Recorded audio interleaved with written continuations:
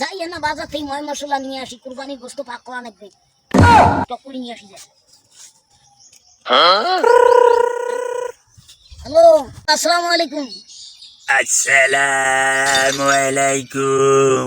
আমি জিনের বাদশাহ। তা এই জিন আব্বা ঈদের সময় ফোন দিছেন, আব্বা কি দোষ পাইলেন মোর? বাবারে কেমন আছিস? এই তো বাবা ভালো আছি। ভালো আছিস? হ্যাঁ। বাহ, কোরবানি তো দিছস রে বাবা, মনটা খুব হাসি খুশি। আচ্ছা রে বাবা, এবার কি কোরবানি দিলে? তা বাবা একটা দামড়া গরু একটা কুরবানি দিছেন ছোট। দামরা গরু কোরবানি দিছিস? হ্যাঁ। আচ্ছা, কোরবানি যে দিলি, কার নামে কোরবানি দিলি?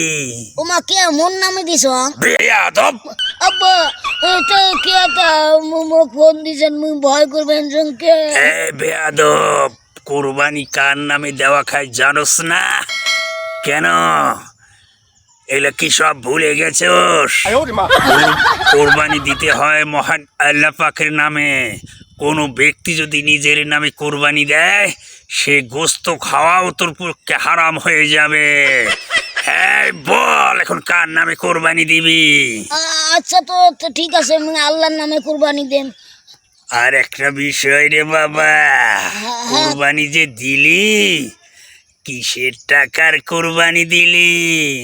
বাবা ওই যে সুদের ব্যবসা করি না, ওই সুদের টাকাতে একটা গরু কিনছি। বেয়াদব! হ্যাঁ, কোরবানির নিয়ম কানুন জানোস না? হ্যাঁ, কোরবানি দিতে হবে হালাল টাকার উপার্জনের। কোরবানি দিতে হবে হালাল টাকার।